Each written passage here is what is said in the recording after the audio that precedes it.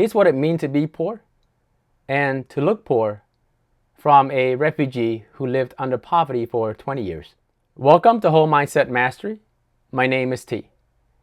As a small content creator with only 108 subscribers and a channel focused on wealth and health, and with me consuming how to grow a YouTube channel, YouTube had been feeding me some great content, some not so great content. But one day I saw a video from Kate, mostly good with money. I agree with 2 videos of hers, but today I'm talking about one. She was asking the financial influencers to stop using the title, "Why Looking Poor is Important." I agree with that.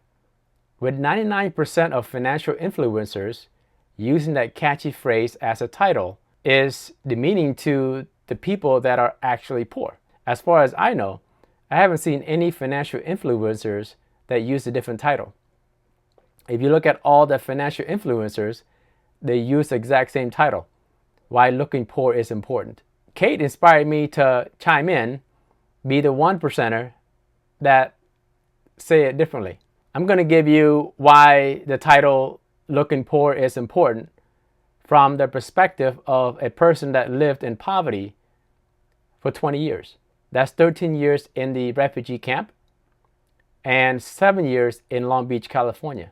And trust me, it was not by lack of trying. Through a birth lottery, I was born into a single parent family, and my mom fled the Khmer Rouge from Cambodia to Thailand refugee camp, where we stayed there for 13 years, going through multiple tests, going through multiple examinations and interviews, with the hope that we get to live in one of the modern countries.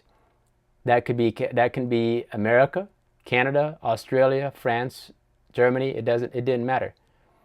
And after many years of waiting patiently, we were fortunate to be called to come to the United States December of 1989. That was an exciting time for us, an exciting time for me, because I thought I get to live in the country full of riches, where everyone there is rich. At least that's what I thought. But when we land Atlanta, Georgia, which we only lived for 6 months, but when we moved to Long Beach, California, I learned really quick that America is a land of freedom, but nothing is free. And not everyone in America is rich. With my mom being a single mother who was illiterate in her own native language, no fault of her own, because back then they did not believe women should be educated, and coming to a country without speaking the language, she picked up odds and ends job that she could find, working at the restaurant, barely make enough money to make ends meet. Luckily for us, we had welfare that helps with food stamps, and it provided just enough for us, but by no means was extra income. It was just enough to survive. Here's what it means to be poor and to look poor from a refugee who lived under poverty for 20 years.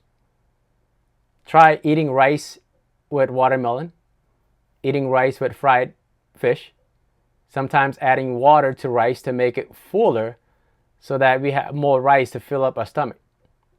That was back in the refugee camp. And then in Long Beach, California, we live in a 1-bedroom apartment where the living room was a bedroom. And we didn't have enough money to splurge on entertainment. I didn't have any birthday parties. I didn't have any Christmas present. While going to school, people talk about what they had. I wore 3 pairs of reversible pants so that people thought that I had enough pairs for the whole week. And I wore Pro Wings shoes from Payless, only get to be mocked at and laughed at by the boys at school. That's what it was like to be poor. That's what it was like to look poor. Looking poor didn't get me out of poverty. What got me out of poverty is focusing on academics.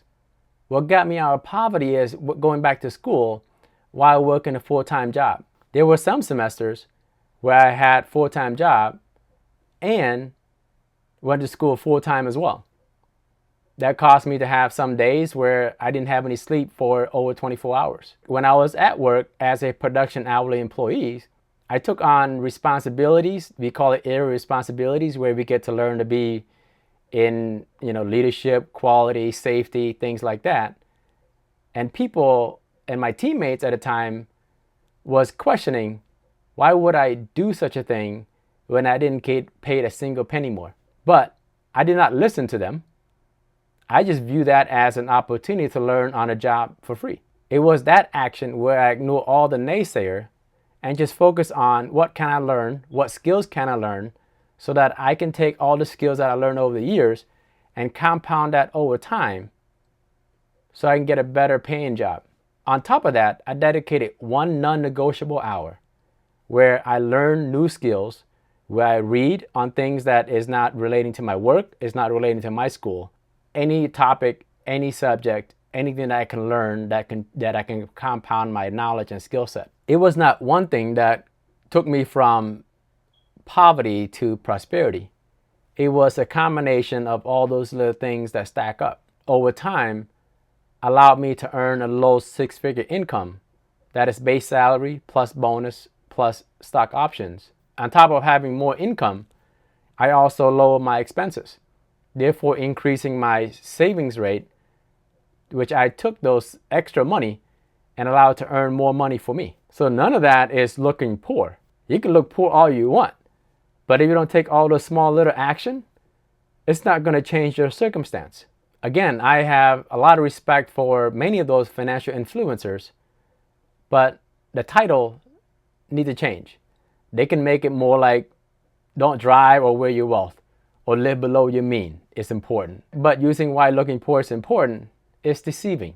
What I see the gap in the finance space is there are abundant of information, abundant of studies, abundant of people regurgitate the same book, the same quote, but there is not enough MIT package. What I mean by MIT is talking about mindset, talking about information, but also let's offer some tools so that people, the audience, can take it and apply it to meet their needs. The reason I find that important, all of us have different skill set.